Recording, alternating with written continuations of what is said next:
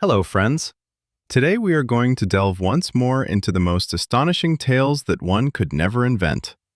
You'll hear about the day when large chunks of raw meat fell from a clear sky onto an entire city. We'll discuss the one individual in history who experienced a tornado firsthand for nearly half a kilometer and lived to tell the tale, as well as how, in the last century, wealthy individuals hoarded radioactive water like an energy drink until they literally lost their jaws. Please everyone, take a moment to like this video and comment on which city you are listening from. For you, it's merely a couple of clicks, but it provides invaluable support for the growth of our community. Let's get started. Story number 1. The day the Great Roar fell silent. Imagine a sound. Not just noise, but a booming that penetrates the bones, a vibration felt through the soles of the feet from miles away. Niagara Falls. A monstrous power, 3,000 tons of water plummeting into the abyss every second. The residents of nearby towns were accustomed to this sound, just as we are attuned to our own heartbeat. They were born to it, loved, quarreled, and died underneath its constant presence. This rumble was a constant, an eternity. Now, picture this. On March 29th, 1848, just before midnight, the heartbeat ceased. A local farmer stepped outside for a smoke and dropped his pipe from his mouth. Silence. Absolute, unnatural silence. It was more terrifying than any explosion. People in villages on both the American and Canadian sides began to awaken, not to noise, but to its absence. Imagine the horror. You spring from your bed in the dark, and your mind screams that something is broken in the very fabric of existence. By dawn, panic became palpable. Churches were overflowing. People knelt right on the streets, weeping and praying for forgiveness. They believed it was the end of the world. The trumpet of doom had sounded, and now the Lord had taken the water to open the gates of hell. Nobody understood what was happening.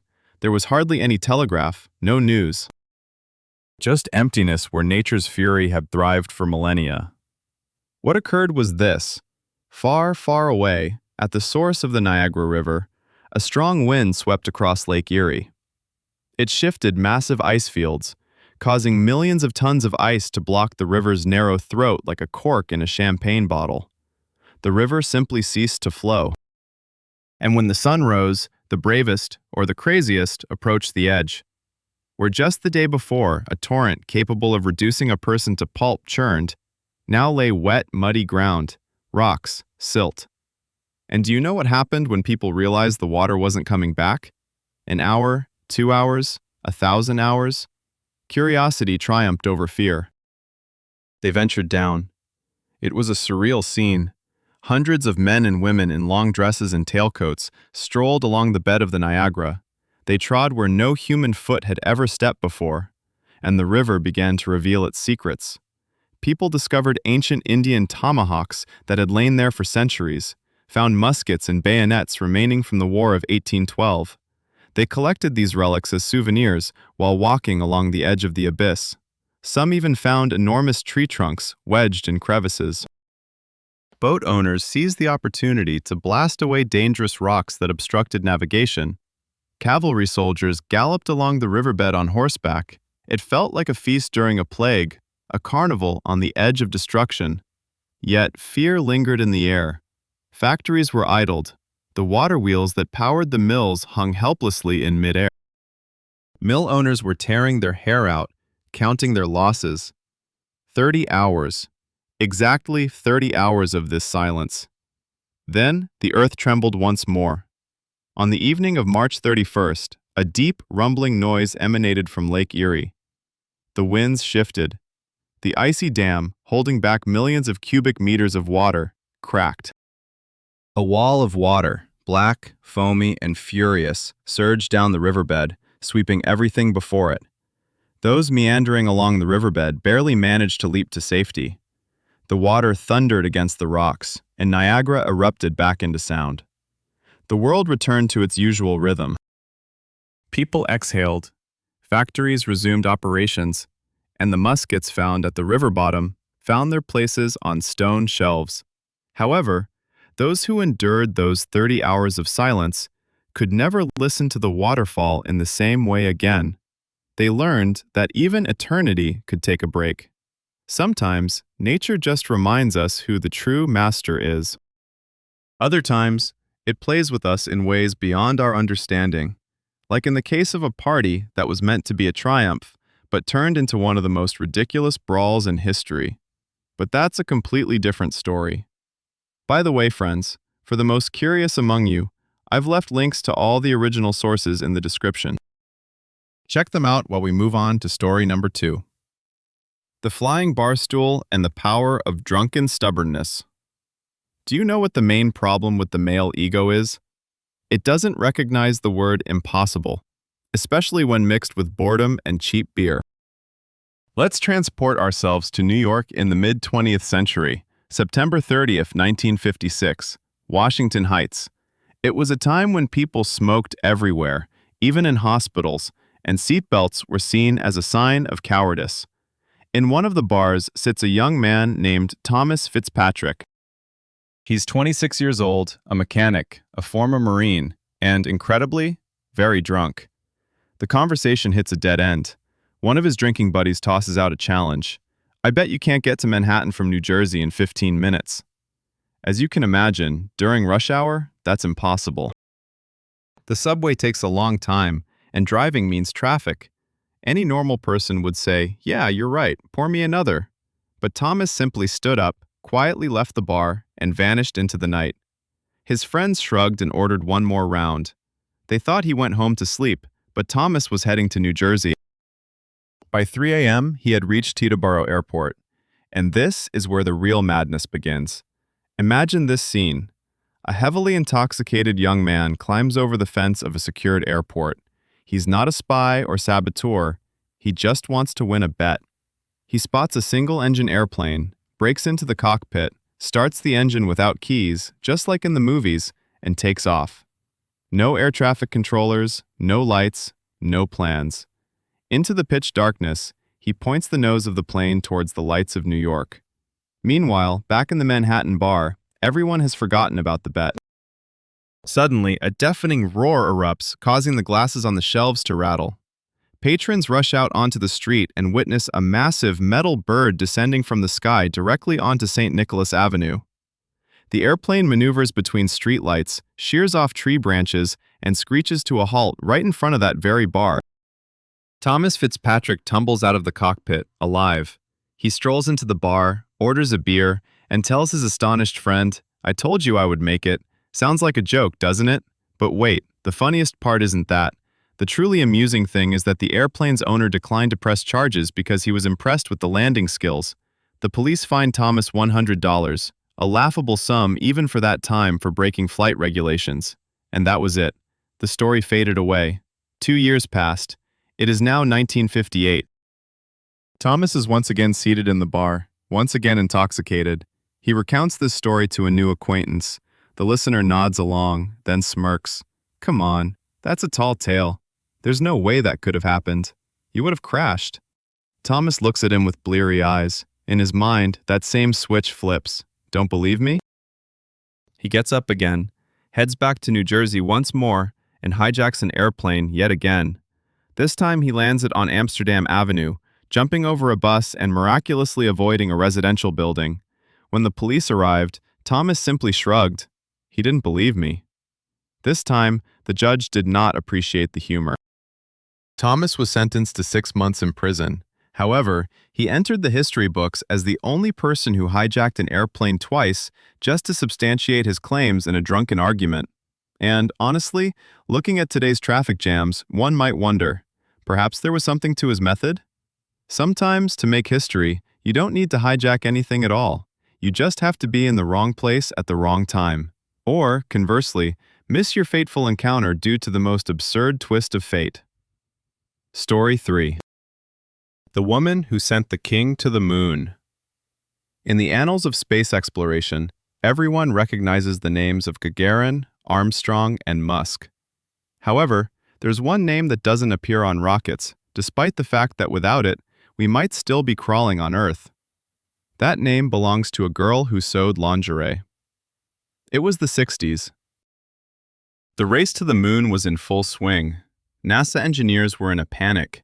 They had constructed brilliant spacecraft, calculated trajectories, and developed the most powerful computers of that time, which, by the way, were less capable than your calculator. But they faced one enormous soft problem: spacesuits. Space is hell. The vacuum instantly siphons air from your lungs. Temperatures fluctuate from -100 to +100 degrees in mere seconds, and micrometeoroids zip by at bullet speeds. A spacesuit isn't just clothing, it's a personal spacecraft shaped like a human. NASA engineers attempted to make them as rigid as knightly armor. The results were disastrous. The astronauts looked like clumsy robots, unable to even bend down to tie their shoelaces. Any movement required titanic effort. And then, NASA announced a contest. A battle commenced among the giants of the military industry, including corporations that manufactured tanks and fighter jets, and within this realm was a small company known as the International Latex Corporation, or simply, Playtex. What was their trade? They specialized in sewing bras and corsets for housewives. Military generals laughed heartily. Bras on the moon? Seriously? Yet, the engineers at Playtex possessed knowledge that the tank manufacturers lacked. They understood the workings of the human body. They recognized the concepts of flexibility, support, and comfort. Their most significant asset became the seamstresses, ordinary women who had spent their lives attaching lace and straps. They crafted spacesuits by hand, without blueprints, relying solely on intuition and experience. They employed the same techniques used in lingerie: latex, nylon, and intricate seams. A seam had to be flawless. A mistake of even 1 millimeter could result in an astronaut's demise due to decompression. When the time for testing arrived, the military corporation's armor failed spectacularly. One suit broke when the tester tried to pass through a door. Another was so heavy that the pilot fell and could not get up. Then, a young man emerged wearing a Playtex suit. He didn't just walk, he played soccer. Yet, even then, NASA was skeptical. They could not send humans to the moon in an outfit from a company that advertised shapewear. They canceled the competition results twice. They made the seamstresses redo everything over and over again. These women worked 20-hour days, their fingers raw, their nerves frayed. Every stitch was examined with an X-ray. If even a single air bubble was found in the adhesive, the entire thing was ripped apart and started anew. Ultimately, when Neil Armstrong took his small step, he wore a suit crafted by the hands of women who had previously made American lives a bit more beautiful. 21 layers of fabric, sewn with precision, protected him from death. Not a single seam split, nor did a zipper come undone. The most ironic part of this story is that the very seamstresses who saved the Apollo program were not invited to the rocket launch. They watched it on television, just like everyone else. And as Armstrong bounced around in the lunar dust, they knew his life relied not on supercomputers, but on their stitches, created with love and an accuracy no machine could replicate. Technology is impressive, but sometimes, to survive in the abyss, one just needs to skillfully sew a pair of briefs. And occasionally, salvation comes in the form of a simple carrot. But no, that's too simplistic.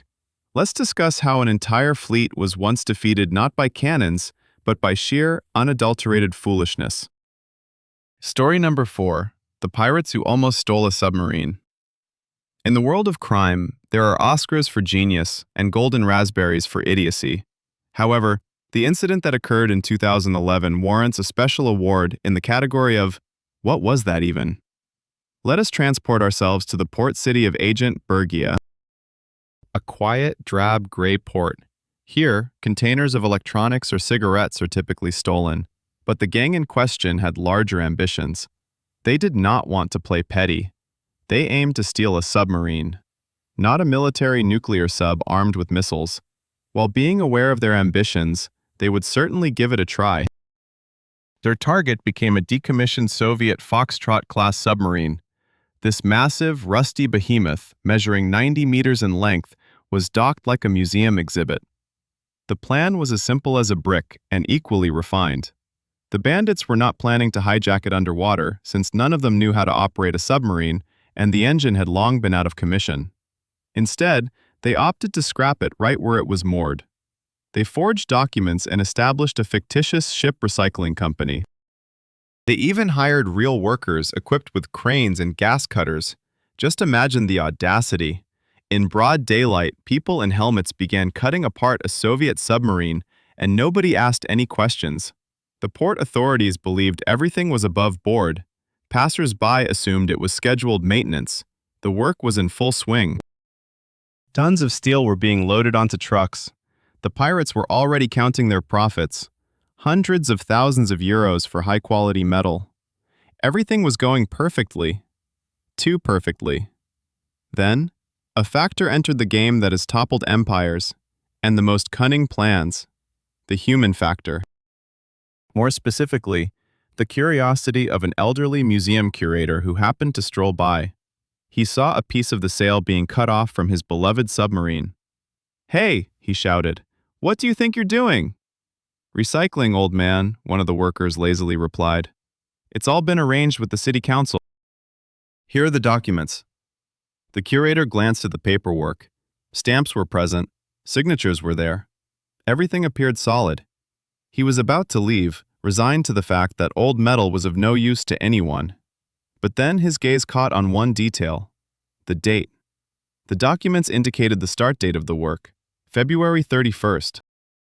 February 31st. The scammers had planned the logistics, hired the equipment, forged ministerial signatures, but they failed to check the calendar. They simply wrote a random number at the end of the month, without realizing that February is a short and fickle month. The curator slowly lifted his eyes, took out his phone, and called the police. When the officers arrived, they laughed for quite some time. The gang was arrested right on the deck of the partially dismantled submarine. One of the criminals, as he was being cuffed, allegedly muttered, "I knew I should have written March 1st." This story teaches us an important lesson. You may be a genius in the criminal world, but if you skipped elementary school, the universe will find a way to punish you, even if it requires resorting to a non-existent day on the calendar. However, date errors are trivial compared to mistakes in geography, especially when you discover an entire continent and then simply forget where it is located. Story number 5. The Island That Played Tricks. Have you ever lost your keys in your own apartment? It's annoying, isn't it? Now imagine you lost an entire island. Not a tiny patch of land with a single palm tree, but a vast piece of territory in the Gulf of Mexico that had been on maps for nearly 400 years. Meet the island of Bermeja. In the 15th century, Spanish cartographers accurately plotted it on maps with the precision of Swiss watches. "Here it is," they said, "the island of Bermeja, right here off the coast of Yucatan." It's reddish in hue, hence the name Bermeja, which means reddish in Spanish. Sailors sailed past it, noted it in their logbooks, and sketched it in atlases. It was there in 1772, and it was there in 1846. This island was more than just a piece of land. For Mexico, it represented a treasure trove, quite literally.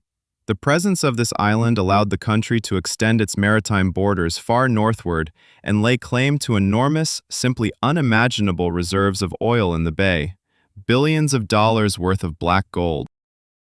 In 2009, the Mexican government declared, "It's time to extract oil." They equipped a scientific expedition, taking the best sonars, satellite images, helicopters, and headed to the coordinates 22 degrees 33 minutes north. They arrived at the location. The ocean was calm. The sun was shining, seagulls were squawking, but the island was nowhere to be found. The ship's captain rubbed his eyes. They checked the GPS. The coordinates were accurate. Depth beneath the keel was 15 kilometers. No land, no rocks, not even shallows, just blue water. The scientists began scratching their heads. Where could an 80-square-kilometer island go? Maybe it sank, someone wondered. Islands don't just sink like the Titanic, geologists replied. Even if it had gone underwater due to rising sea levels, we would have found an underwater mountain. But here, there was a void. Panic ensued. Conspiracy theorists immediately proposed a theory that sounded like the ramblings of a madman, yet half of Mexico believed it. They suggested that the Americans were responsible, claiming that the CIA secretly blew up the island with an atomic bomb or dismantled it completely so that the oil would belong to the United States. It sounds ridiculous, doesn't it? But where the heck did the island go? Historians rushed to the archives. They pulled up maps from the 15th century, from the 16th.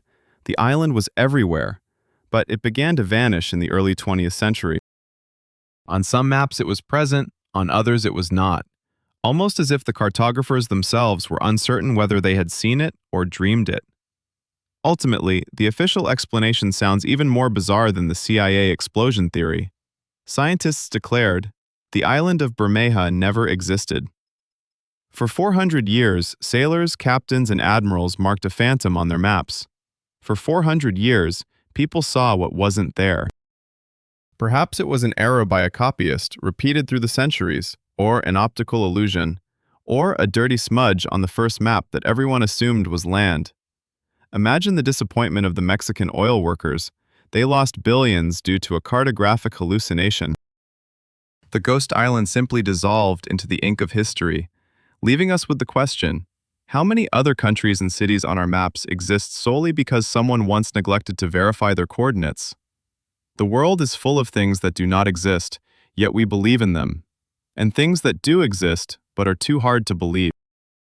Like, for instance, the tale of how an entire city once decided to lift itself with jacks and move a few meters to one side while the people inside continued their lunch. Story number 6, Chicago on tiptoes.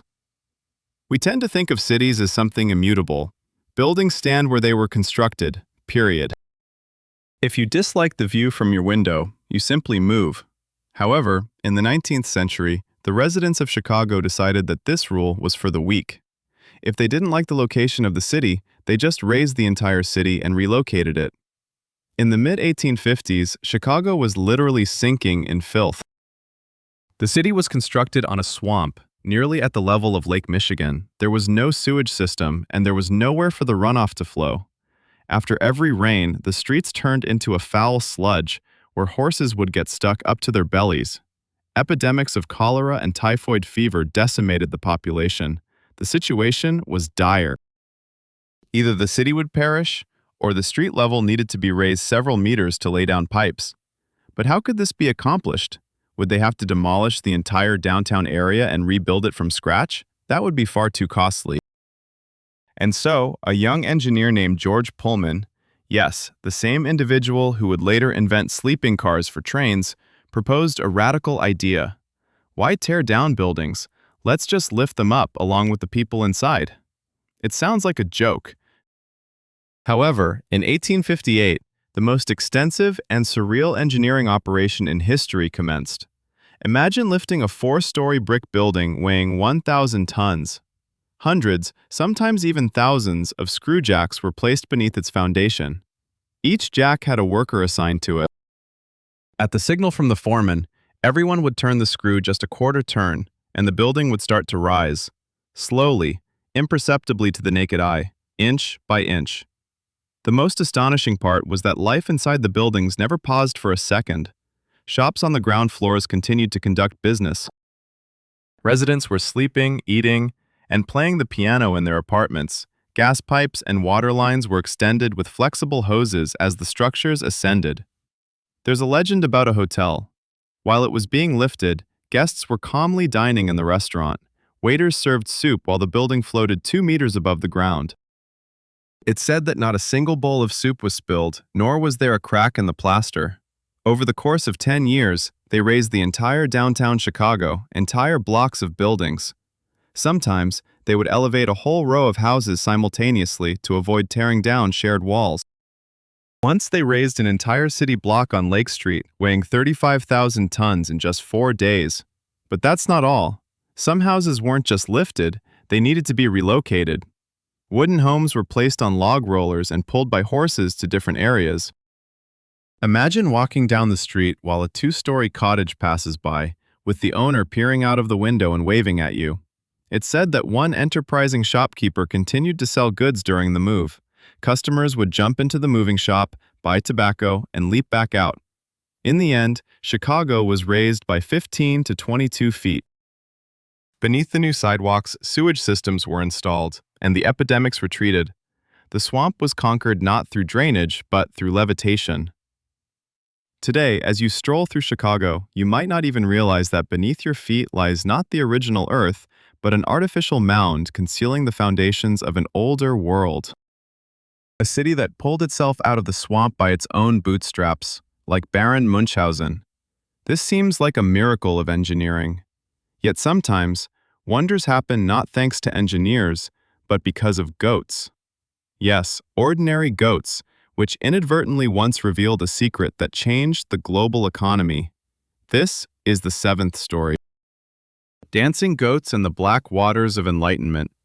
We begin the morning with a cup of coffee. This is a ritual. It's the fuel for civilization. Without it, offices would come to a halt, programmers would doze off, and students wouldn't pass their exams. Yet few are aware that our alertness is not owed to great botanists, but to a herd of hyperactive Ethiopian goats. The legend takes us back in time to the mountainous province of Kaffa in Ethiopia. Do you sense the resemblance to Kaffa? Coffee? But that's not definitive. Linguists continue to debate this. A shepherd named Kaldi was an ordinary guy. His life was monotonous. Day in and day out, it was mountains, sky, grass, and goats. But one evening, he noticed something unusual. His normally sluggish and lazy goats were behaving like teenagers at a rave. They pranced around, butted heads, raced in circles, and bleated at the moon. Most intriguingly, they absolutely refused to sleep. At first, Kaldi thought demons had possessed them, but the following morning the frenzied animals were still lively and cheerful. Kaldi decided to keep an eye on them. He observed that the goats were devouring bright red berries from low-growing shrubs with gusto. Curiosity overcame his fear. Kaldi picked a handful of berries and tried them. At first, nothing happened. Then a bitter taste emerged, followed by a sudden increase in his heartbeat. The fatigue accumulated from the day vanished. The world appeared brighter, and his thoughts became clearer. Kaldi felt as if he could run a marathon and simultaneously write a poem. He began to dance with his goats. Elated by this discovery, he gathered more berries and rushed to the nearest monastery. "Father," he shouted to the abbot, "I found a gift from the gods. Look!" But the abbot was a conservative man. He tasted the berry, grimaced at the bitter flavor, and tossed them into the fire, declaring, "This is a devilish temptation." At that moment, a miracle occurred. The berries began to roast in the flames. The very aroma wafted through the room, a scent every inhabitant of the planet knows today. The smell of roasted coffee. Attracted by the aroma, monks flocked to the room. They retrieved the charred beans from the fire, ground them, and poured boiling water over them to save the gift of the gods from total destruction. The abbot sipped the resulting black beverage. That night, for the first time ever, he stayed awake during his long nightly prayers. His mind was clear, and his prayers were fervent.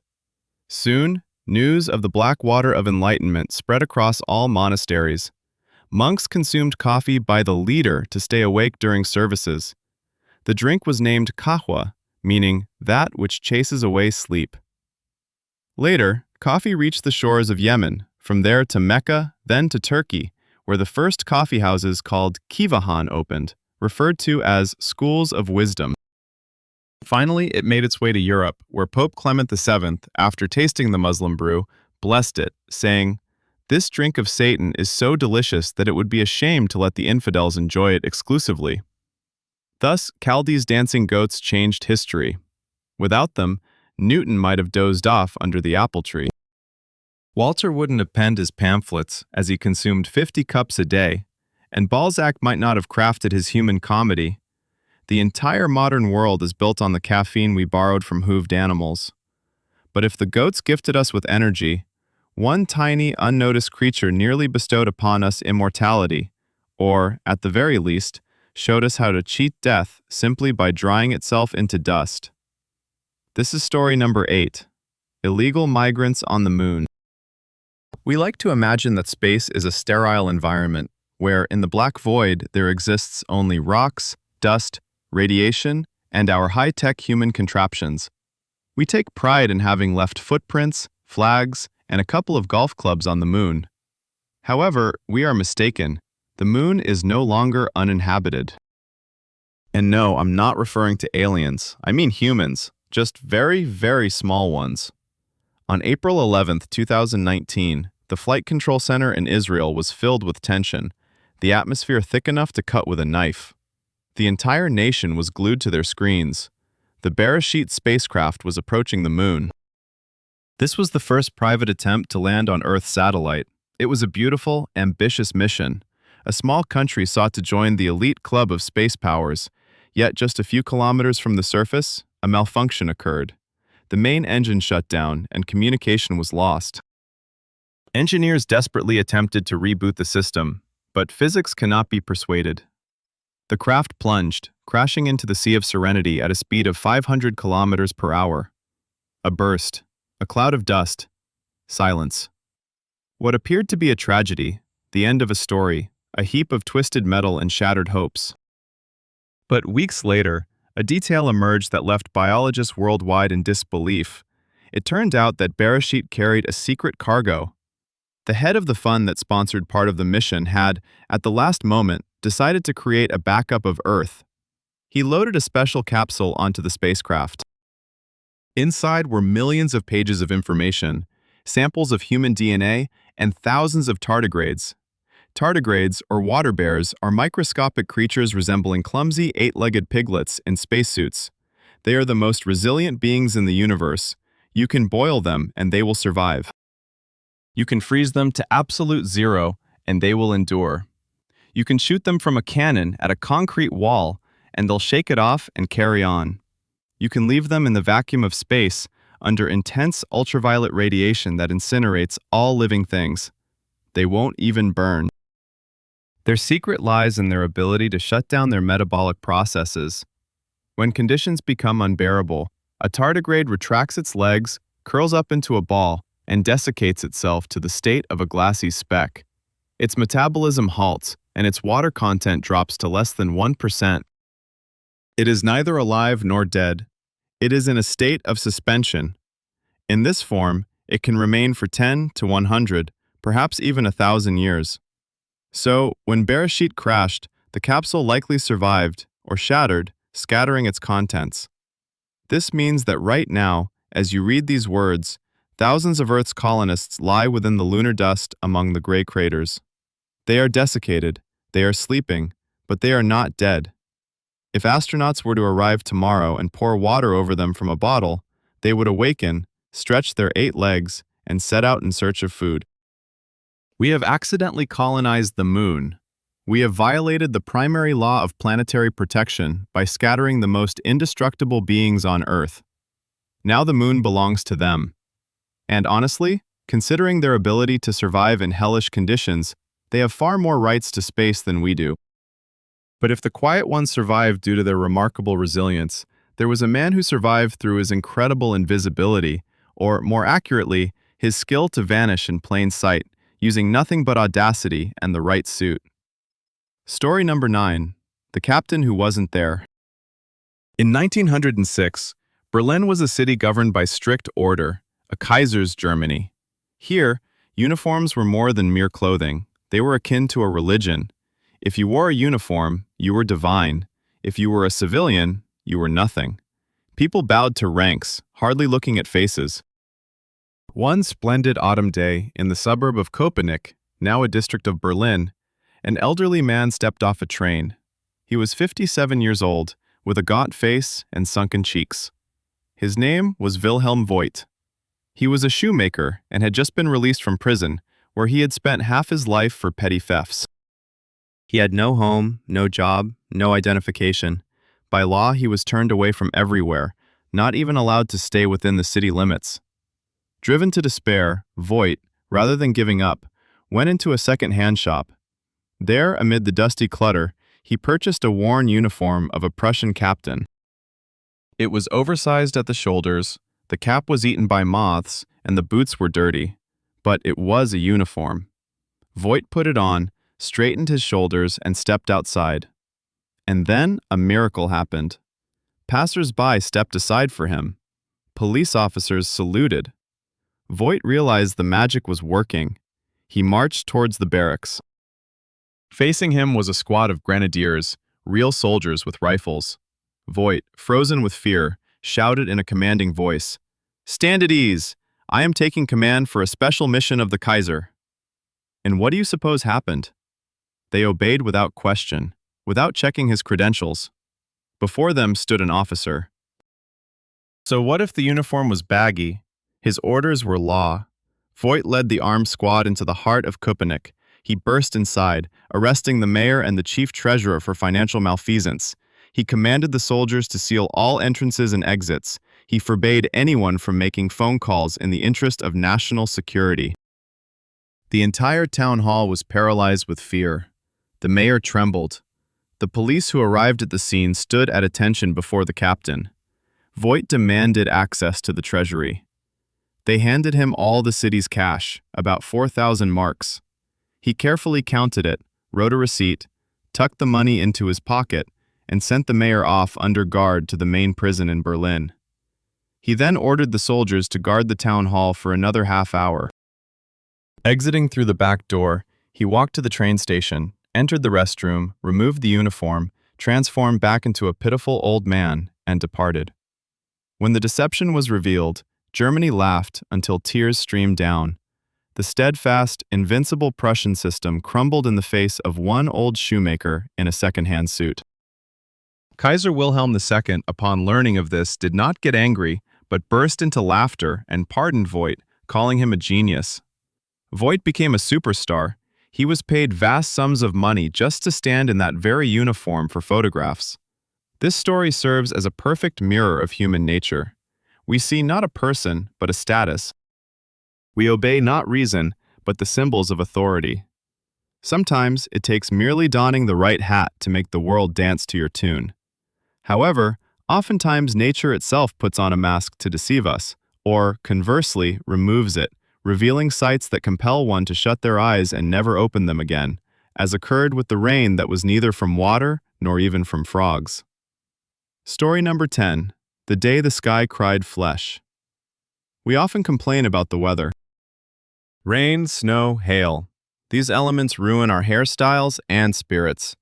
But believe me, the residents of Kentucky in 1876 would have given anything for an ordinary downpour, because what fell upon their heads defies all logical explanation. On March 3rd, in Bath County, at the Crouch family farm, it was a typical clear day. Mrs. Kraut was outside making soap. Yes, back then, soap was made outdoors in large cauldrons.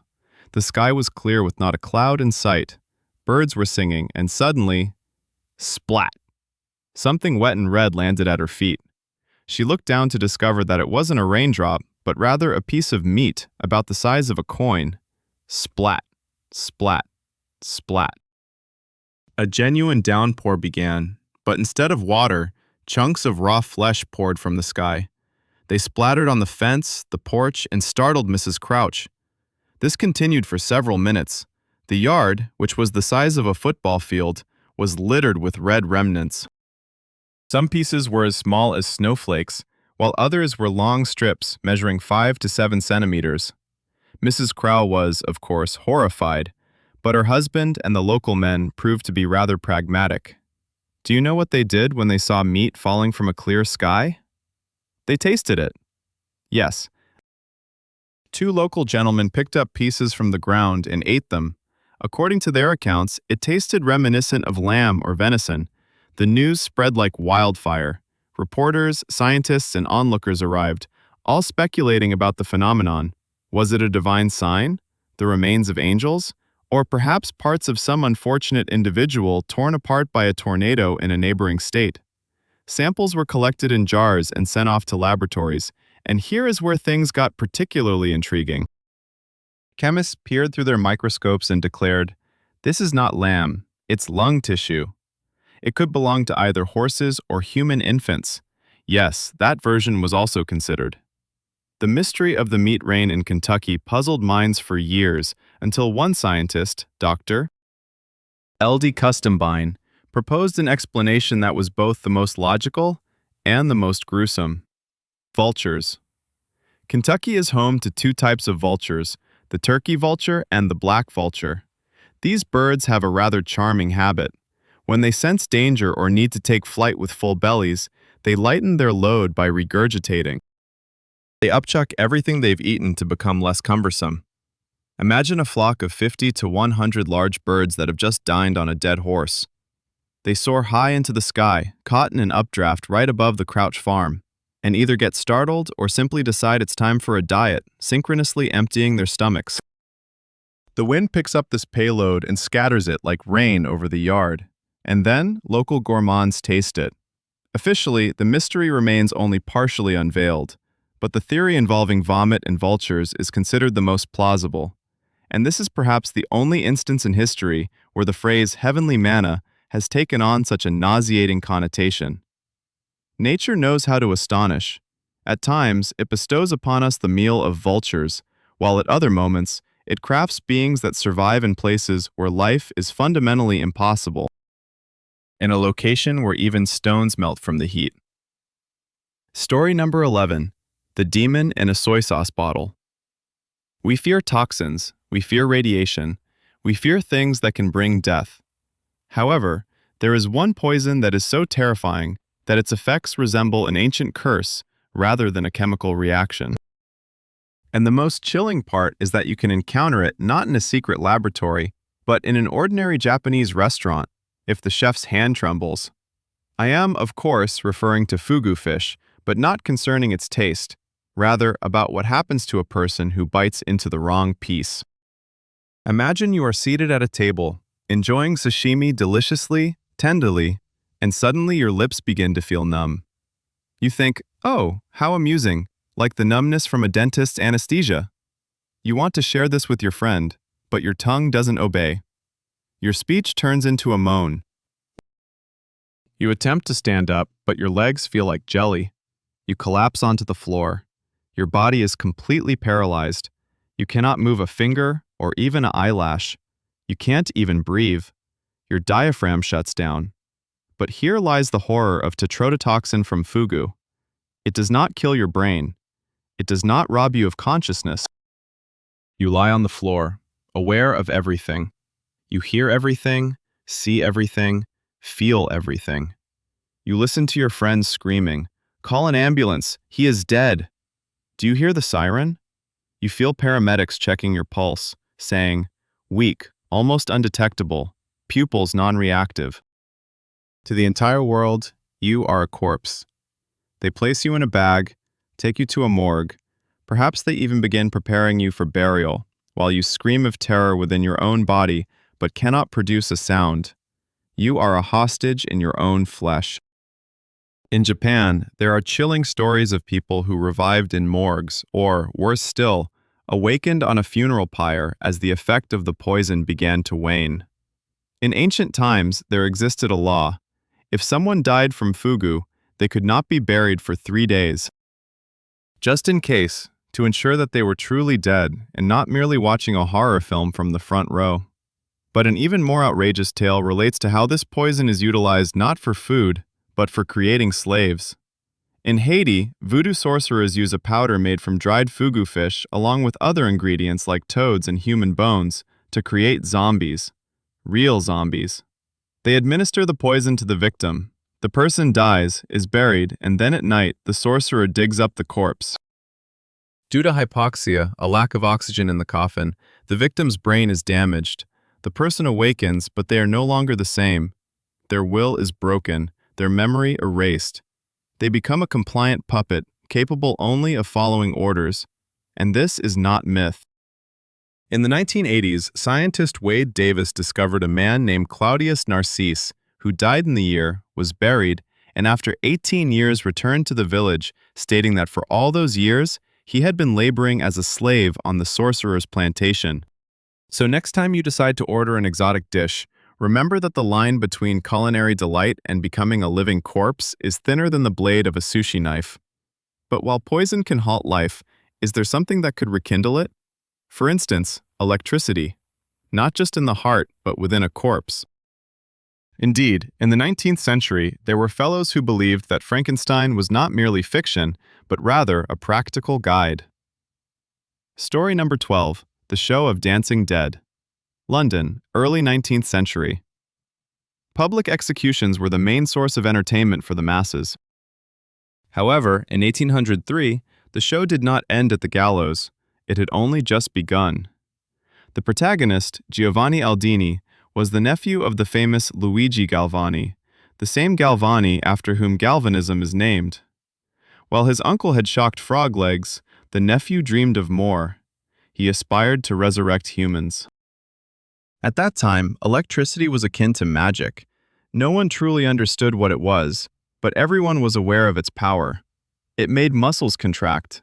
Therefore, it was the spark of life. On January 17th, at Newgate Prison, a criminal by the name of George Forrester had just been hanged for murdering his wife and child. His body was still warm. They removed him from the noose and transported him not to the cemetery, but to an anatomical theater. There, Aldini awaited, dressed like a magician.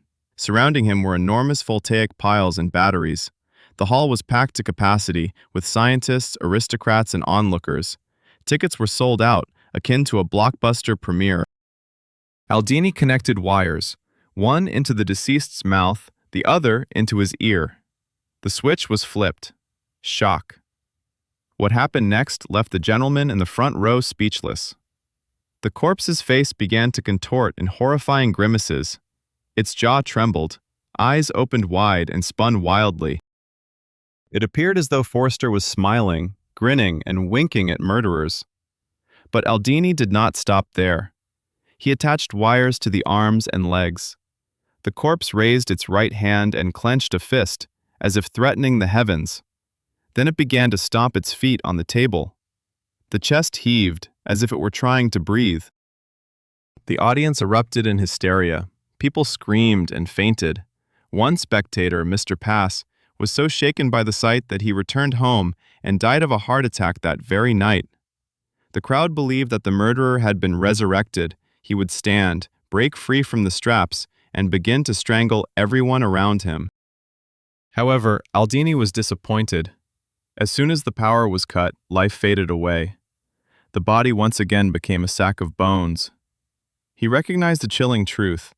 Electricity could make a puppet dance, but it could not return a soul. Nonetheless, this experiment birthed the monster not in reality, but within literature. It is said that a young woman named Mary Shelley heard of these experiments, and it was the dancing George Forrester on that table who inspired her to write the novel Frankenstein, or The Modern Prometheus. We fear a rebellion of machines.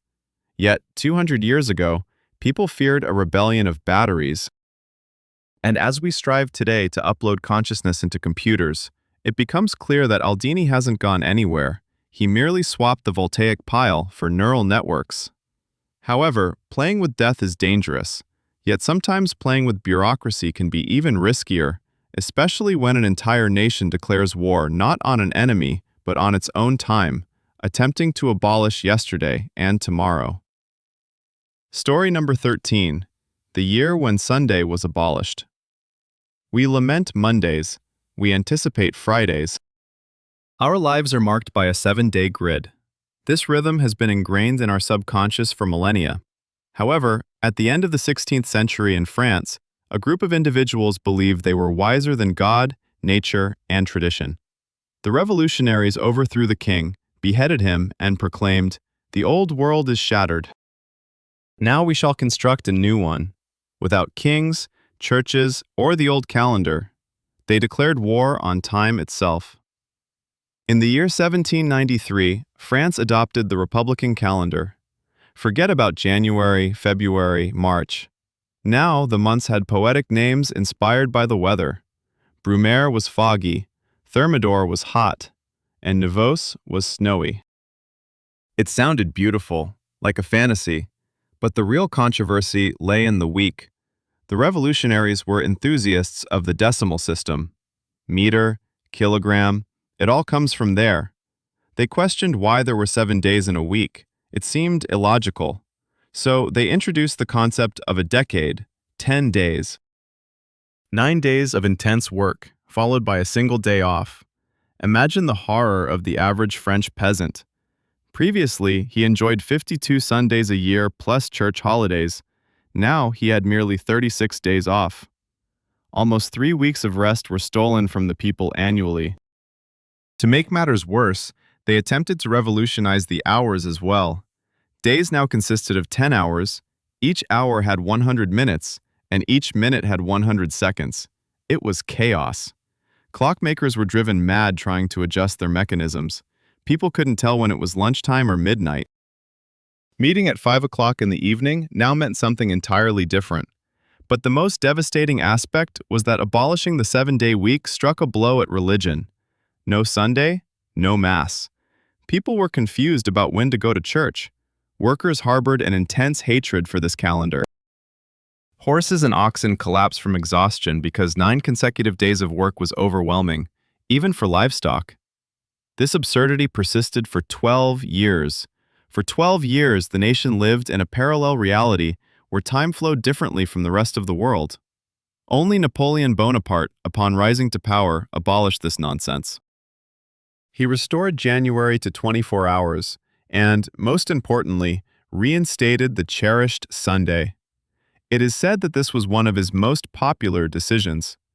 People are willing to forgive a tyrant a lot if he returns their rightful day off.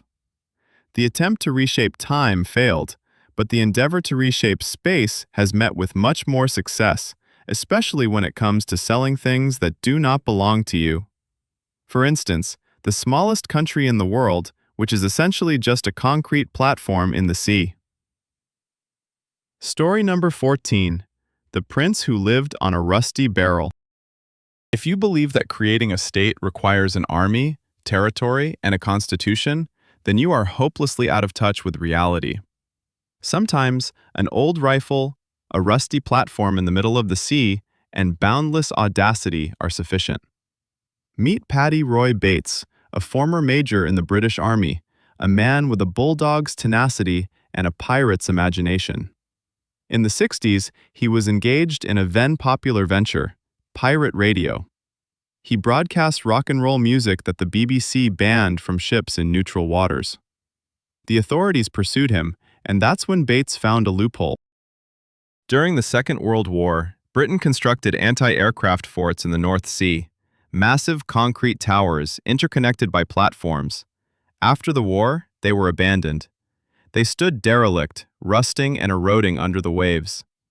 One of these forts, Ruff's Tower, was located 7 miles offshore, thus in international waters. On Christmas in 1966, Bates landed on this platform, named Fort Uist, forcibly removing other pirate radio operators using his rifle and Molotov cocktails, declaring, "This is now mine." But he did not merely start a radio station. In 1967, he declared independence. He named the platform the Principality of Sealand, took the title of Prince Roy I, and designated his wife Joan as princess. Britain initially laughed, but soon dispatched a Coast Guard vessel to oust the so-called madman. Bates and his son Michael met them with warning shots fired into the air. The situation escalated into a court case, resulting in the unbelievable. A British judge, scratching his wig, ruled, "As the incident occurred in international waters, British courts have no jurisdiction." Bates took this as official recognition. "See, they cannot judge me because I am a foreign state." Sealand began to thrive. They issued their own stamps, minted coins featuring the image of Princess Joan, and created passports that were sold to anyone until they were misused by international criminals. They even had their own currency. In 1978, while Roy was in England, a German lawyer landed on the platform with mercenaries. They took the prince's son Michael hostage. Instead of calling the police, Roy Bates hired a helicopter, gathered friends, armed himself with shotguns, and carried out a daring operation to reclaim his own territory. They retook the platform and captured the Germans, declaring them prisoners of war. Germany had to send a diplomat to Sealand to negotiate their release. For Bates, this was a triumph. An ambassador visited him. Sealand still exists today. Roy has passed away, and now his son Michael is in charge. The platform rusts, but the flag proudly flies above the waves. It stands as a monument to human stubbornness. A testament that if you declare loudly, "I am king," and have a shotgun to back it up, the world may just agree with you. However, if one person can create a country from nothing, another can destroy its greatest treasure simply by stumbling, or, say, deciding to wash it with the wrong soap. Story number 15. The Cleaner Who Erased a Smile. In art, there are vandals. They cut canvases with knives and douse them in acid. We despise them, yet understand they are driven by madness or malice. But there are far worse destroyers. They are motivated by diligence. In Spain, in the town of Borja in 2012, there hangs a fresco of Ecce Homo depicting Jesus wearing a crown of thorns. This piece, created by artist Elias Garcia Martinez in the early 20th century, had paint flaking and the visage of Christ fading. Watching this with a heavy heart was parishioner 80-year-old Cecilia Jimenez, a kind, devout woman. She has a fondness for this church, and she resolves, "I must assist. I will fix this." She grabs brushes, collects paints, and begins the restoration work. She's not malicious, she simply lacks any painting skills whatsoever. When specialists entered the church a couple of weeks later to assess the condition of the fresco, they were left speechless. The visage of Jesus had vanished. Instead of the delicate, suffering face of the Savior, there was something round, hairy, with a crooked mouth and bead-like eyes painted on the wall.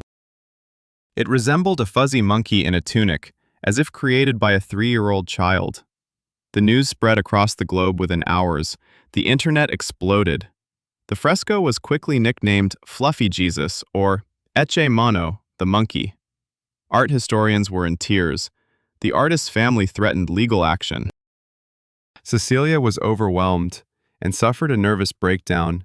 She had aimed for the best possible outcome. But then something unexpected happened. People began flocking to Borja, thousands of them. They wanted to witness the worst restoration in history with their own eyes. Lines stretched for miles. Tourists from Japan, the USA, and Australia traveled to this remote location just to see Fluffy Jesus. The church started charging an entrance fee of €1. They made tens of thousands of euros in the first year alone. They released mugs, t-shirts, and magnets featuring the Monkey Christ. The proceeds went to charity and a nursing home. Cecilia Jimenez transformed from the town's madwoman into a local heroine. She even had a personal exhibition. Her vandalism saved the economy of the declining town better than any government initiative. Ironically, the original fresco by Martinez was a mediocre piece that no one beyond Borja even knew about. By ruining it, the old woman made it immortal. Sometimes a mistake is the best thing that can happen, and sometimes an error can lead to the discovery of a substance that saves millions, even if it smells so foul that horses faint from it. Story number 16. The Scent That Halted Cities. We know how roses smell, and we know the odor of a garbage bin, but believe me, you do not know what true stench smells like. The absolute benchmark of foulness, capable of penetrating through a gas mask. In the year 19, in Freiburg, Germany, chemists were attempting to create thioacetone. This substance is a simple organic compound, but it has one particular feature. It smells. No, it stinks. When the researchers in the laboratory accidentally broke a flask containing this substance, a disaster struck. The odor instantly permeated through the ventilation system and burst out into the streets. This was no mere smell of rotten eggs or sewage. Eyewitnesses described it as a hammer blow to the olfactory nerves. People on the streets within half a kilometer of the laboratory began to faint. They were vomiting right on the sidewalks. Panic ensued. Citizens ran, covering their faces with cloths, but the smell seeped through the fabric, causing tears and choking sensations. The authorities were forced to evacuate an entire neighborhood of Freiburg. Schools closed, shops boarded up, and life came to a standstill, all due to a single broken flask. But that was not the end. In 1967, two brave, or perhaps mad, chemists from Company O in England decided to repeat the experiment with thioacetone. They were careful. They operated within a sealed laboratory, but for a brief moment, the cap on the bottle containing a substance slipped off. A minute later, their colleagues in the adjacent building, situated 200 meters away, began to feel nauseous. The chemists realized the gravity of their mistake and opted to dispose of the remnants. They couldn't simply pour it down the drain. They sealed the substance in an ampule, the ampule inside a jar, the jar encased in concrete, and then transported it out to sea. However, there was another detail during their experiments. The chemists stopped by a restaurant for a bite to eat. They carried the substance with them, having just been in the same room as it. As soon as they entered, the waitress looked at them and immediately started spraying deodorant directly into their faces. The patrons abandoned their meals and rushed outside. The manager nearly chased them off with a mop. The odor clung to their clothing, skin, and hair. It haunted them for weeks. Their wives refused to share a room with them. Their friends distanced themselves. Thiopropanol is officially regarded as the most foul-smelling substance ever synthesized by humans. Its stench is so repulsive that it was even considered as a non-lethal chemical weapon. Imagine a bomb that doesn't kill, but instead forces an enemy army to drop their weapons and flee into the bushes to be sick. Fortunately or unfortunately, the military abandoned this idea. Clearly, even in war, it was deemed too cruel.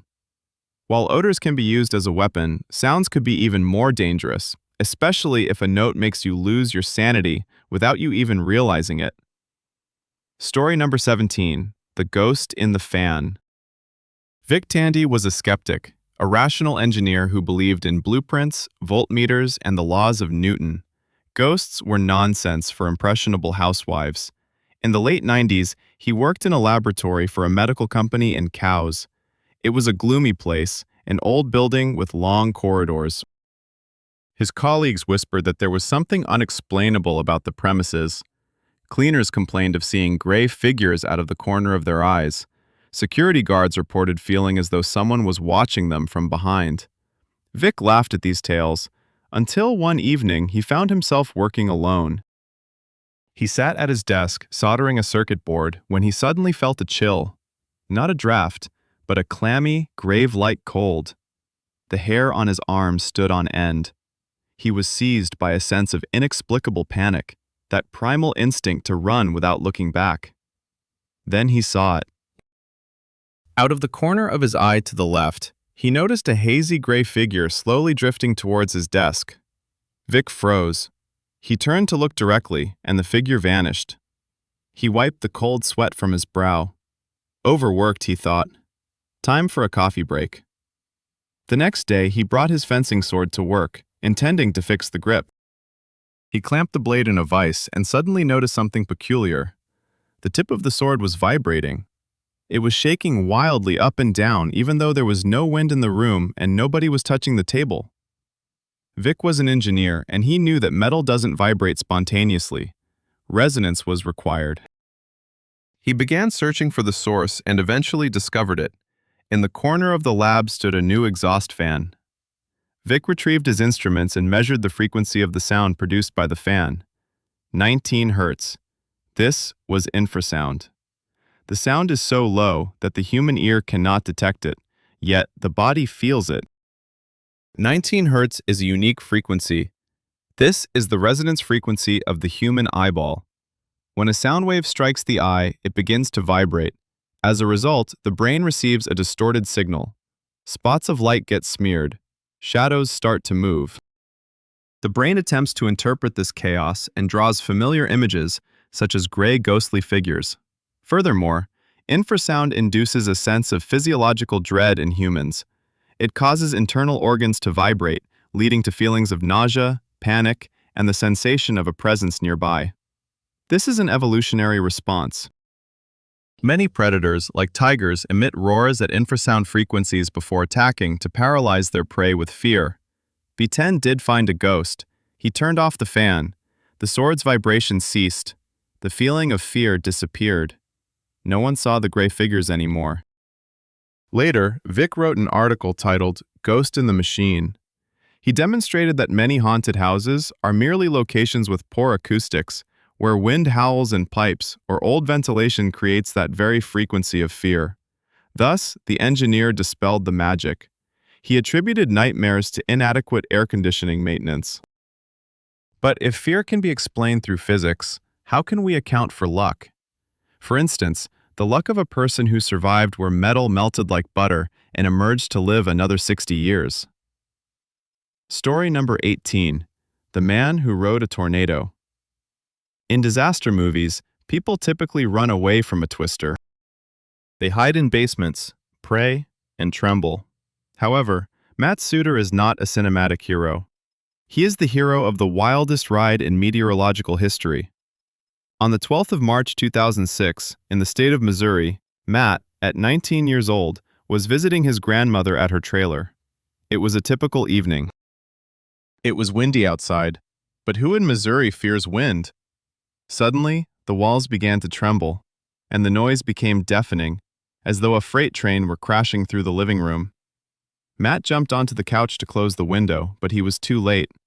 The door was ripped off its hinges. The trailer's walls exploded outward, and an unknown force swept Matt away. An F2 tornado sucked him in. Imagine that moment. A second ago, you were standing on the carpet in slippers, and now you're soaring inside a massive, roaring black vortex. Debris is whirling around you, pieces of furniture, shingles, trees, and dust.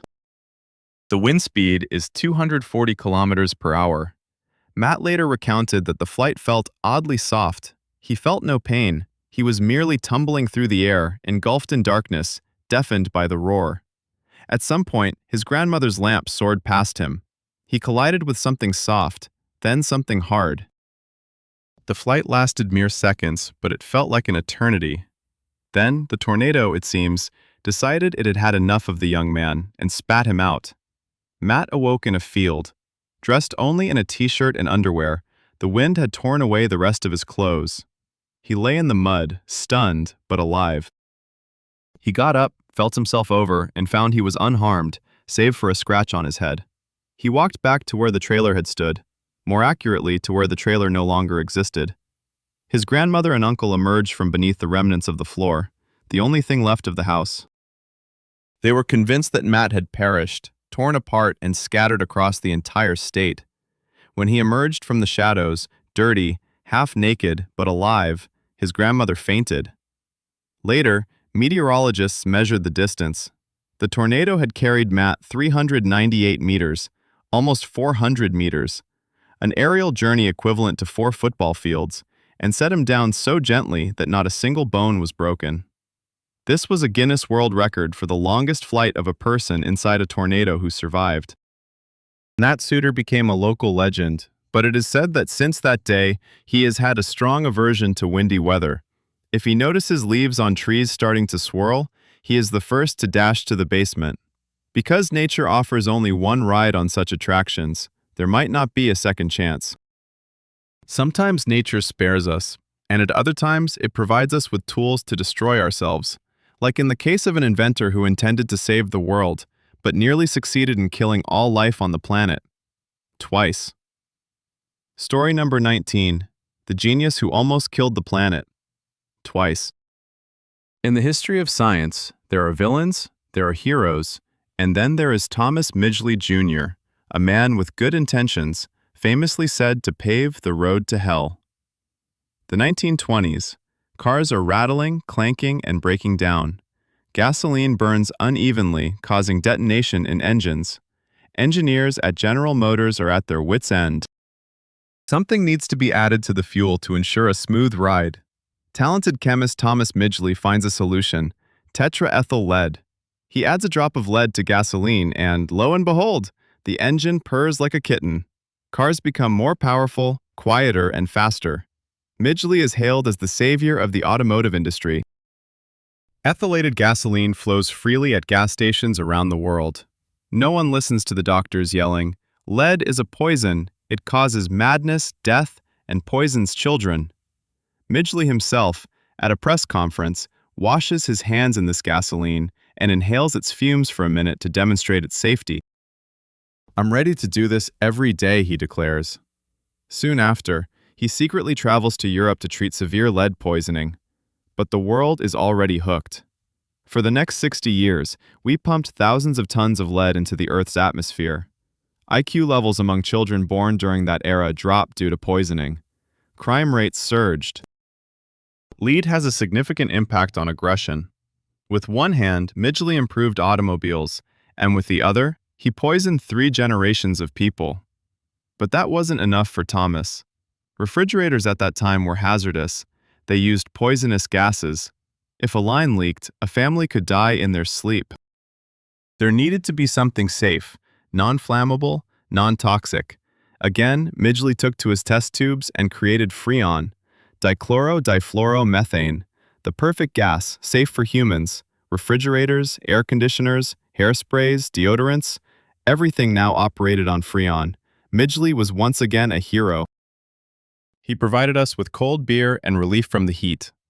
It took scientists 40 years to realize what they had done. Freon rose to the upper layers of the atmosphere and destroyed the ozone layer, that very shield that protects all living beings from deadly ultraviolet rays from the sun. If we had continued using Freon, by 2050, the ozone layer would have vanished. People would go blind from cataracts upon stepping outside. Plants would perish. Life on land would become impossible. One individual, one chemist, and 2 inventions, both of which turned into global environmental disasters. Historians designate Midgley as the living organism that has most significantly influenced Earth's atmosphere negatively throughout history. The most tragic irony lies in his demise. At the age of 51, Midgley contracted poliomyelitis and became disabled. Unable to rise from his bed, his engineering brilliance, however, remained undimmed. He devised a complicated system of ropes and pulleys to lift himself from his bed without assistance. In 1944, he became entangled in the very ropes of his own creation and accidentally strangled himself. An invention once again claimed the life of its creator, much like the planet he so diligently sought to improve. This ending serves as a warning. Sometimes, the smartest solutions turn out to be the deadliest. And at times, the most lethal things can, in fact, provide healing, as was the case with radiation, once marketed in pharmacies as vitamins. Story number 20. The energy drink that illuminated bones. We are accustomed to seeing skull bones on radiation warning signs. We know that uranium signifies death, cancer, and Chernobyl. Yet, a century ago, the world was different, naive, and very, very foolish. In the 1920s, radiation was a sensation. When Marie Curie discovered radium, the world went wild. People thought, wow, it glows, so it must be full of energy. Energy equals life. The logic was unshakable. Radium and strontium were added everywhere, in toothpaste for a dazzling smile, in facial creams for radiant skin, in chocolate, in water, and even in condoms. There were even radioactive pillows for healthy sleep. But the king of this madness was a drink called Radiator. Its creator was a con artist named William Bailey. He wasn't even a doctor. He bought his diploma, but was skilled in sales. Radiator is merely water infused with radium, the slogan proclaimed, a remedy for the living dead. He promised cures for everything from impotence to arthritis. And wealthy people drank it, since Radiator was ludicrously expensive. The most famous fan became Ebers, a young millionaire, golf champion, handsome man, and playboy. After breaking his arm, a doctor bought by Bailey recommended he drink the water for healing his bones. Ebers enjoyed it and felt a surge of vitality. The placebo effect is a formidable force. He started consuming 3 bottles a day, treating friends, and even giving it to his horses. Over 3 years, he ingested nearly 1,000 bottles. Then the radiation, which had accumulated in his bones, began to take effect. Initially, his teeth ached. Then they began to fall out, not individually, but in chunks, along with parts of his jaw. His skull bones became soft, with holes developing within them. His body was disintegrating while still alive. By the time doctors realized what was happening, it was too late. Ebers lay in a hospital, and his bones glowed on an X-ray without any apparatus. He was dying in excruciating agony, yet his mind remained clear until the end. When he passed away in 1932, he had to be stored in a lead coffin.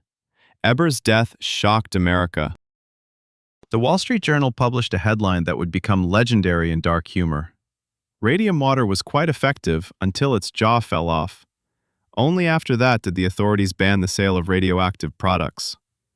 Eben Byers, with his gruesome demise, saved millions who could have continued to use uranium toothpaste. By the way, should you decide to excavate Byers' grave today, which you certainly should not do, the Geiger counter would still be off the charts. He remains hot. We learn from our mistakes, but sometimes the cost of that lesson is someone's life, or even a limb. Indeed, there are instances when a body part becomes more famous than its owner, even holding its own funeral. Story number 21. The General Who Visited His Leg. In the annals of warfare, generals lose soldiers. Sometimes it's their honor, sometimes their heads. But General Daniel Sickles lost a leg, and he thought that was no reason to part forever. The Battle of Gettysburg, the American Civil War, July 1863. General Sickles is, let's say, a rather controversial figure. He's a politician, a schemer, and the only person acquitted for murdering his wife's lover due to temporary insanity. Amidst the heat of battle, he commits a blunder. He disobeys orders and advances his troops into an open area. There, a cannonball comes crashing down. A 12-pound cannonball strikes the general directly in his right leg. The bone is shattered into a pulp. His leg dangles by a flap of skin. Sickles lies on a stretcher, puffing on a cigar. Yes, he smoked while being carried to the rear to boost the soldiers' morale. Calmly, he tells the surgeons, "Cut it off." Amputations during that era's field hospitals were hellish. No anesthesia, just a couple of minutes with a saw. The leg is severed. Typically, such discarded limbs were tossed into a common pit, but Sickles was not an ordinary man. He was a top-tier narcissist. He said, "Hey, that's my leg. I won't let it rot in a ditch." He ordered the amputated limb to be placed in a coffin, a small child's coffin, and sent it to Washington. There, the leg was dissected, the flesh was removed from the bones, and they were wired together. It became a fine skeleton of a shin and foot. Sickles gifted it to the Army Medical Museum in a box with a card that read, "Greetings from Major General D. Sickles." And here's where things get really strange. The general survived. He lived for another 50 years. Each year, on the anniversary of the battle, he would visit the museum to check on his leg. Picture it. A gray-haired, one-legged old man on crutches stands before a display case. Behind the glass lie his own bones. And he talks to them. Perhaps he complains about phantom pains, or maybe he praises how well they have been preserved. He would bring friends along. "Look," he said, "there she is, a beauty. And here's the cannonball that separated us." The cannonball was displayed nearby as well. Sickles outlived all his enemies, all his friends, and even some of his wives. Yet his relationship with his leg remained the most stable in his life. Today, those bones still rest in the National Museum of Health and Medicine in Washington, D.C. You can come and see them. It's the only instance in history of a person regularly going on dates with a part of their own body that has already passed away. It's self-love taken to the extreme. But sometimes, a person's love for others can drive them to do something even more outrageous. For instance, building a house for their enemy or rescuing an entire army simply by playing a catchy tune. Story number 22. The Cat That Declared War on Australia. We are familiar with great conquerors, Alexander the Great, Genghis Khan, Napoleon. Yet, in the 19th century, a more fearsome invader landed on the continent of Australia. It was small, fluffy, and purred. Its name was Tibbles, and it was the cat of a lighthouse keeper. The year was 1894. The island of Stevens, a tiny piece of land nestled between the North and South Islands of New Zealand, a wild, untouched place where no predator had ever set foot. A new lighthouse keeper named David Lyle arrived. He brought along his cat Tibbles. Tibbles was a good cat. He adored his owner and, like any cat, loved bringing gifts. One morning, David discovered a dead bird on the porch. It was peculiar, small, yellow-green, resembling a wren. But it had a unique feature. It couldn't fly. Its wings were short, and it ran on the ground like a mouse. Being a nature enthusiast, David sent the specimen to a scientist in London. The researchers were thrilled. "It's a new species," they exclaimed. "We will call it the Stevens Island wren." This was the only flightless songbird in the world. The scientific community rejoiced at the discovery of the century, while Tibbles kept working diligently. He brought in another bird, and then another, and another. To him, they were merely slow, foolish, feathered mice that couldn't even fly away. It was like a buffet for him. While scientists in London described the new species, Tibbles systematically annihilated it. He hunted day and night, wiping out entire generations of wrens. He was a killing machine. A year later, when ornithologists finally mounted an expedition to the island to study the living birds, they found none. Tibbles had eaten every single one. This was a unique case in the history of biology. One single cat. Well, he might have had a couple of kitten helpers by the end of the year, but he started alone. He completely eradicated an entire biological species. The Stevens Island wren went down in history as a species that was discovered and extinct almost simultaneously, all thanks to one fluffy ball with a killer instinct. This tale serves as a harsh lesson. We often bring our beloved pets to new environments without considering the consequences. For nature, a cute kitty can become the harbinger of doom. By the way, a taxidermied specimen of one of those wrens caught by Tibbles was recently sold at auction for an outrageous sum. It is the most expensive cat food in history. But if one cat can wipe out a species, can one bird save a city or perhaps even ignite a war? Story number 23. The goose that became a millionaire. Usually, animals in history are either victims, heroes, or food. However, in late the 19th century San Francisco, there lived a goose who was a citizen with rights, a reputation, and even a criminal record. Its name was Blakey. Blakey was not your ordinary goose. He was massive, black, and bore the personality of a dock worker. He resided in a police station on the waterfront. The officers had found him as a gosling and had raised him like a dog. Blake patrolled the streets alongside constables. He walked awkwardly next to the officer, and woe to any troublemaker bold enough to cast a glance at the officer. Blake hissed like a steam engine and bit his assailant on the calves with the force of a trap. Local drunks feared him more than they did police batons. Yet, his fame did not stem from his police work. One day, Blake saved a life. A boy was drowning, and Goose let out such a cry that the police rushed to the scene. Newspapers reported on the incident. Blake became a star, and he grew arrogant. He started wandering around the city. Adam entered bars. The local bartenders knew that when Blake entered, they had to pour him beer into a bowl and give him crackers. Goose drank beer, snacked, and moved on. But one day, disaster struck. Blake was crossing the street at an improper location and was hit by a streetcar. No, he didn't die, but his foot was crushed. The city went silent. Newspapers published headlines proclaiming, "Hero near death." The best surgeons from San Francisco operated on the goose. They amputated his foot. And what did the townspeople do? They chipped in. They raised money and ordered a prosthetic for Blake, a wooden leg. And not just any old piece of wood, but an exquisitely carved foot with leather straps. Blake learned to walk on it. The sound of his wooden leg on the pavement became a noise familiar to every resident in the neighborhood. But that wasn't all. Blake became wealthy. After the passing of one of the policemen who cared for him, it was revealed that the officer had left an inheritance for the goose, money for food and maintenance. Blake lived a long life.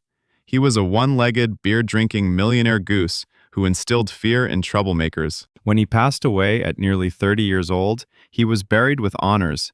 His taxidermy remains displayed in a California museum. This is a story about how charisma works, even if you are a bird. The key is to know how to present yourself, to perform a heroic act in time, and not to shy away from drinking beer with the common folk. But sometimes charisma does not save you.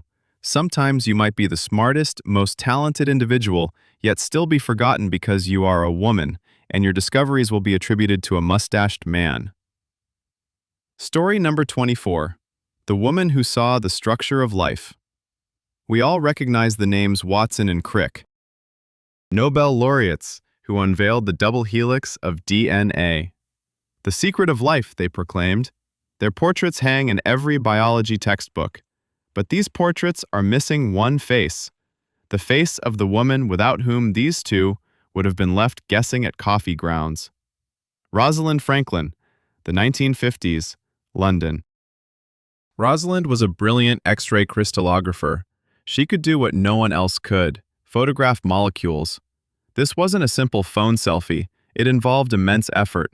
It required setting up an X-ray beam, directing it at a DNA crystal, exposing film for days, sometimes over 100 hours, while monitoring humidity and temperature. The smallest mistake could ruin the image. Rosalind was a perfectionist. She worked alone in the basement, surrounded by dangerous radiation. Her male colleagues disdained her. Too serious, never smiling, a blue stocking. Maurice Wilkins, who worked in the same lab, considered her merely his assistant, despite her being an equal scientist. Then, in May 1952, she captured Photo 51. It was a masterpiece, the clearest image of DNA in history. On it, the black cross of dots is distinctly visible. For the average person, these spots may simply appear as stains, but for a scientist, they are proof. DNA is a spiral consisting of two strands. Rosalind was not quick to shout Eureka. She wished to verify everything thoroughly. She was a scientist to her core. However, while she was verifying, her colleague Maurice Wilkins surreptitiously took the image from her desk and displayed it to James Watson. Watson later recounted in his memoirs, "My jaw dropped and my pulse quickened." He understood everything immediately. Franklin's photograph was the missing piece of the puzzle. Watson and Crick swiftly constructed their renowned model of DNA. They published an article in the journal Nature entitled, "They Became Stars." However, Rosalind was mentioned only in passing, in small print. They were also inspired by unpublished data from Dr. Franklin. Inspired. They built everything upon her work. Rosalind never learned that she had been robbed. 4 years later, she succumbed to ovarian cancer at the age of only 37. It is likely that the cancer was caused by the very X-rays she worked with day and night. In 1962, Watson, Crick, and Wilkins received the Nobel Prize. Rosalind Franklin received nothing.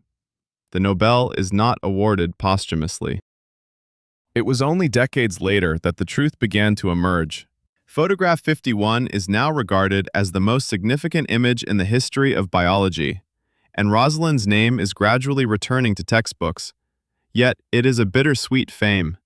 This story illustrates how easily a person's contributions can be erased from history if they are deemed inconvenient, and that behind great discoveries often lie not brilliant flashes of insight, but the quiet, diligent labor in a dark basement. Nevertheless, sometimes, basements hold not just discoveries, but also people. People who have decided that the outside world is no longer needed. Story number 25. Hermits Beneath the Asphalt. As we stroll through city streets, gazing at shop windows, sipping coffee, we believe we understand this world. But beneath our feet, mere meters below our shoe soles, lies another civilization. A world of shadows, rats, and individuals who have chosen darkness. Las Vegas, a city of lights, casinos, and billions of dollars. Here, night is brighter than day, yet beneath the Strip, the main thoroughfare of Vegas, runs a massive network of storm drainage tunnels. Hundreds of kilometers of concrete pipes designed to divert water during rare floods, and in these tunnels live people, moles. There are around 1,000 of them. They are not simply homeless individuals sleeping on cardboard. This is an organized community. They have constructed apartments down there. Imagine yourself descending into a manhole. Darkness, humidity, the scent of dampness. You switch on a flashlight and see a living room. Carpets lie on the concrete floor. A double bed is neatly made. There are bookshelves, nightstands, and chairs. Some manage to connect to the city's power supply and have set up televisions, fans, even refrigerators. They have their own hierarchy, their own laws, their own tunnel mayors. They live an ordinary life. In the morning, they emerge to scavenge for food or play the slots with any spare change they find. In the evening, they return to their underground home. Among them are former teachers, war veterans, musicians, and even couples who have lived there for decades. For instance, Stephen and Catherine have furnished their corner with items they discovered in the trash of upscale hotels. They possess a wardrobe rack on a pipe and a kitchen equipped with a gas burner. However, this lifestyle comes at a terrifying cost: the rain. In the Nevada desert, rainfall is infrequent yet lethal. When a downpour begins, the water in the tunnels rises within minutes. The flow surges at a speed of 30 to 40 kilometers per hour, sweeping away everything in its path: beds, televisions, and people. Each time the sky above Vegas darkens, the inhabitants scavenge for their most valuable possessions and rush towards the exits. Those who do not manage to awaken or linger behind face tragedy. Their bodies are later discovered in channels far from the city. Yet, once the waters recede, they return. They haul new mattresses, dry their carpets, and start all over again. Why? Because down there, no one interferes with them. There is no police presence, no rent bills, and no judgmental gazes. There, they experience complete freedom. This is a chilling paradox. People live beneath the foundation of casinos, where millions are lost in a single night, while they celebrate a found, half-eaten burger. Two worlds divided by a 30-centimeter layer of concrete. And we, wandering above, remain entirely unaware that just below us, someone is reading a book lighted by a stolen lamp and praying for the rain to stay away today. Sometimes, to uncover the strange, one must ascend below. Other times, one merely needs to look at a map and see a border resembling a drunken surveyor's work. Story number 26. A village where breakfast is in one country while the toilet is in another. National borders are serious matters. Barbed wire, border guards with dogs, passports, visas. Breaking the rules can lead to prison. Yet, there exists a place in Europe where the boundary is simply a line of white paint on the sidewalk, on the floor of a bar, or even across a bed. Welcome to Barla, the most astonishing geographical location on Earth. This is not a single town, it's two towns interwoven like puzzle pieces scattered by someone unable to piece them together. Here lies Barla-Nassau in the Netherlands and Barla-Hertog in Belgium. Yet the border does not simply bisect the town, no. Belgium is represented here by 22 separate chunks of land, enclaves surrounded by Dutch territory. And within some of the Belgian pieces, there are also Dutch fragments. It resembles Swiss cheese, where the holes represent another country. As you stroll down a street in the Netherlands, stepping to the left places you in Belgium. 5 steps later, you're back in the Netherlands again. The boundary runs directly through the homes, in a literal sense. There's a rule. A resident's citizenship is determined by the location of their front door. Imagine this scenario. Your door is in Belgium, while your bedroom is in the Netherlands. You wake up in one country, head over to brush your teeth in another, and leave for work once again in the first. There was an incident when a clever resident decided to move his entrance door half a meter to the side. Why? To change his citizenship and pay fewer taxes.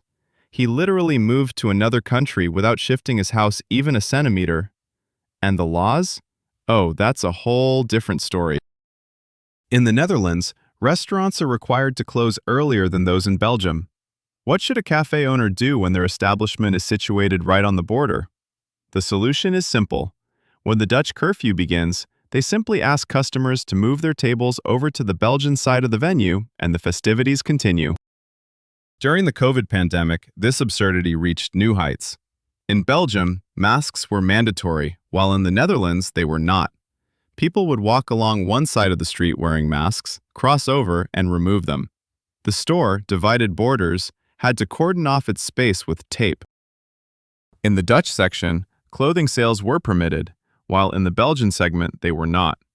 Lockdown restrictions created unusual circumstances. There is a house where the border runs directly through the middle of the front door.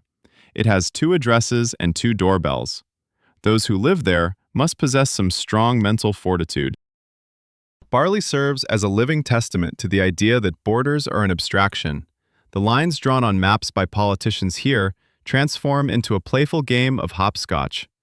Observing the harmonious existence of these individuals makes one hopeful that one day all borders will merely be white crosses on the pavement, which can be jumped over on the way to buy bread.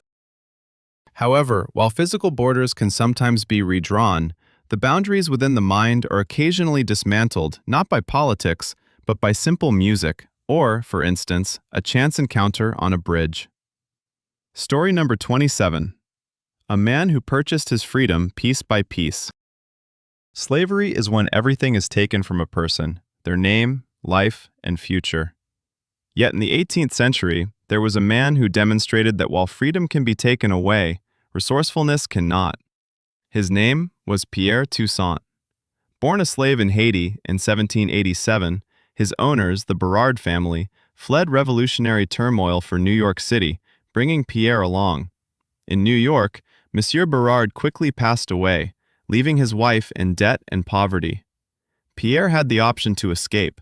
He could have abandoned his former mistress. However, he was a man of honor and profound faith. He chose to support her. Pierre decided to train as a hairstylist, discovering that he had not just a talent, but a gift. He became the most fashionable stylist in New York City, attracting long lines of wives of the wealthiest bankers and politicians. He crafted elaborate hairstyles, wove in ribbons, and most importantly, listened to his clients. He was the first psychotherapist in history wielding scissors. The ladies confided in him their secrets, gossip, and fears. Pierre had more knowledge of New York City's high society than the mayor himself. He earned substantial amounts of money and devoted all of it to his mistress, Madame Berard, ensuring she could live in the luxury to which she was accustomed. He covered her expenses, her dresses, and her social gatherings. Essentially, he supported his owner. Only on her deathbed did Madame Berard grant him his freedom. After more than 40 years, Pierre finally became a free man. And what did he do? Did he buy himself a villa and retreat to the islands? No. He began purchasing the freedom of others. He made money and redeemed his sister. Then he purchased a girl named Juliet, whom he loved, and married her. Following that, he began to buy the freedom of strangers. He spent his earnings on liberating slaves he saw at the market. Furthermore, he became a philanthropist. He assisted orphans, widows, and the impoverished, reaching out to not just black individuals, but also white ones. During the yellow fever epidemic, when wealthy citizens fled the city, Pierre roamed through the infected homes, caring for the sick and burying the dead. By the end of his life, he had earned the title of the Saint of Manhattan. When he passed away at the age of 87, all of New York came to pay their respects. Whites and blacks, rich and poor, stood side by side. Pierre Toussaint, the only barber in history to be recognized as venerable by the Vatican, took the first step towards sainthood. A former slave who bought freedom for himself, his wife, and hundreds of others simply by crafting beautiful hairstyles. This narrative illustrates that one can remain a king, even in chains, and that true aristocracy is not about titles, but about one's state of soul. However, sometimes titles and ranks can lead to trouble, especially if you are a dog entrusted with guarding a military secret. Story number 28. The Dog That Could Hear Bombs. During World War II, London faced nightly bombings. German V-1 and V-2 missiles rained down from the sky, wreaking havoc and destruction. People lived in constant fear. Sirens wailing often came too late. Then Rip arrived. Rip was a scruffy, dirty mutt of indeterminate breed found on the streets after another raid. He was taken in by anti-aircraft soldiers who noticed something peculiar. Minutes before the air raid sirens would wail, Rip would become agitated. He would whine, and the hair on the back of his neck would stand on end. Initially, the soldiers assumed he just had a nervous tic. But they soon realized that Rip could hear the German planes and missiles long before they were detected by radar or human ears. Rip became a living radar. As soon as the dog started growling, the soldiers would sound the alarm, even if the skies were clear, and they were never wrong. Rip gave people precious minutes to reach the bomb shelters. Yet, his greatest achievement was different. Rip became a searcher. After bombings, homes turned into heaps of rubble and concrete. People were trapped beneath the wreckage, alive but buried alive. Rescuers had no idea where to dig. Rip knew. He would dash through the smoldering ruins, sniffing the dust and smoke, and begin barking and digging in a specific spot. Rescuers would rush to that location. During the war, Rip found and saved more than 100 individuals, 100 lives, children, elders, women, trapped under their own debris. He worked tirelessly, with burned paws in the smoke, gasping for breath from the dust. He was not a trained service dog. No one had trained him. He simply understood that there was trouble below, and it was necessary to help. In 1945, Rip was awarded the Dickin Medal, the highest military honor for animals, akin to the Victoria Cross. At the award ceremony, he behaved modestly, wagging his tail and attempting to lick the general's nose. When Rip passed, he was laid to rest with military honors. On his gravestone, it is inscribed, "We remember." This serves as a reminder to us, humans. We devise radars, satellites, and smart bombs, but sometimes, to survive, we simply need a scruffy friend with a keen nose and a big heart who can sense trouble before we do. War creates heroes, but sometimes it also gives rise to peculiar alliances, like in the case where American cowboys teamed up with Native Americans to save hippos. Yes, hippos in America. This is story number 29, the American hippo steak. We consume beef, pork, and chicken. That's the norm. However, at the beginning of the 20th century, there was serious discussion in the United States about adding hippo meat to that menu.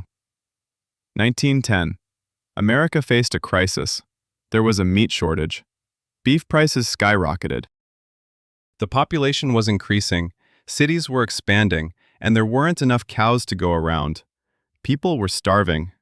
In response, two sworn enemies united around a crazy idea. Frederick Russell Burnham, a legendary scout and the prototype of Indiana Jones, and Fritz Duquesne, a spy who despised Burnham and had tried to kill him during the Anglo-Boer War. However, hunger can reconcile even foes. They approached the U.S. Congress with a proposal. Let's import hippos to Louisiana. The plan was brilliantly simple. The swamps of Louisiana were overrun with water hyacinths, a weed that chokes rivers and hinders navigation. Cows had no place to graze, while hippos loved water and could eat hyacinths by the ton. The idea was, we release hippos into the swamp and they consume the weeds, addressing the ecological issue, and quickly reproduce, after which we can eat them. According to the project advocates, hippo meat tasted similar to pork but was much more tender. Its fat was deemed a delicacy, dubbed lake bacon. Newspapers, including the New York Times, were ecstatic. Headlines proclaimed, "Hippo meat, the salvation of the nation." Congressman Robert Broussard introduced Bill H.R. 23.261 to allocate $250,000 for the procurement of the first batch of hippos from Africa. Imagine American cowboys on horseback herding hippo herds through the swamps of Mississippi, hippo farms, and hippo steaks in every diner. The bill passed hearings, and it had universal support, including from former President Roosevelt. It seemed America was on the brink of becoming a hippo country, but at the last moment, it was voted down by a margin of just one vote. Why? Perhaps some congressmen recalled that hippos are not the adorable chubby creatures from cartoons, but instead the most dangerous animals in Africa, killing more humans than lions. Picture a herd of enraged, 3-ton monsters rampaging through New Orleans, or perhaps the cattleman's lobby feared competition. Thus, America avoided the fate of becoming a hippo kingdom, and we missed our chance to taste lake bacon. Ironically, drug lord Pablo Escobar did import hippos to Colombia, and they have since multiplied, terrorizing local residents and destroying the ecosystem. So, perhaps the congressman was right. Some ideas look great on paper, but turn into monsters in reality. For example, the idea of building a perfect city in the jungle where alcohol and dancing are forbidden, but rubber is plentiful. This is story number 30, A Ghost Town, Henry Ford in the heart of the Amazon. Henry Ford was a genius. He gave the world the assembly line and the affordable automobile, but he had one problem. He needed rubber. A lot of rubber for tires. In the 1920s, rubber was primarily produced in British colonies in Asia. The British raised prices, which displeased Ford. He liked to have control. He wanted his own rubber. So, he did what any billionaire with a sense of grandeur would do. He purchased a piece of the Amazon, a vast expanse of land in Brazil, roughly the size of Connecticut, and decided to construct the perfect American town there. He modestly named it Fordlandia.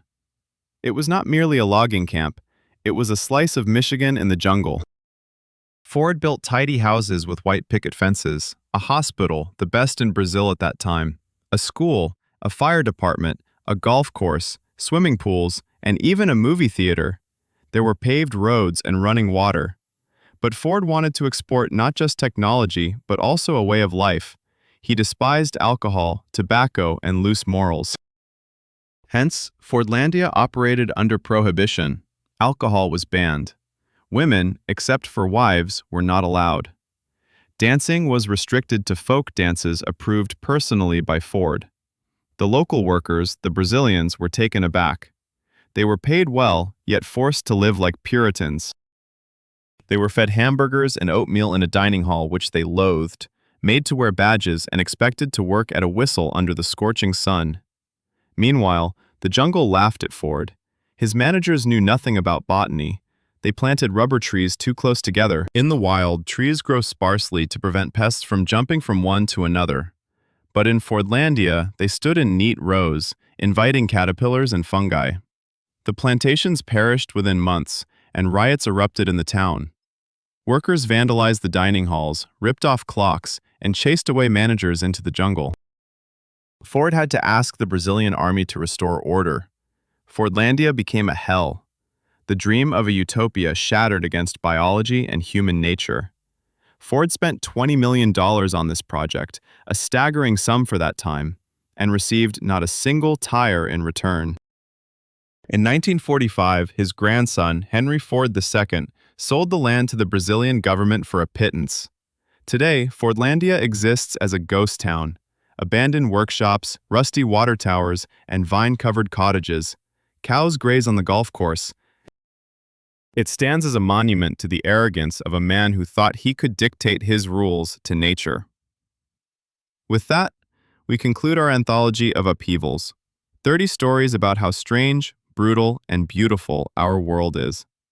We witnessed flying houses, dancing corpses, drunken geese, and cities that no longer exist.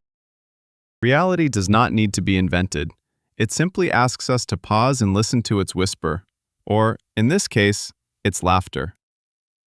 Thank you for joining us on this journey through forgotten archives. Until we meet again.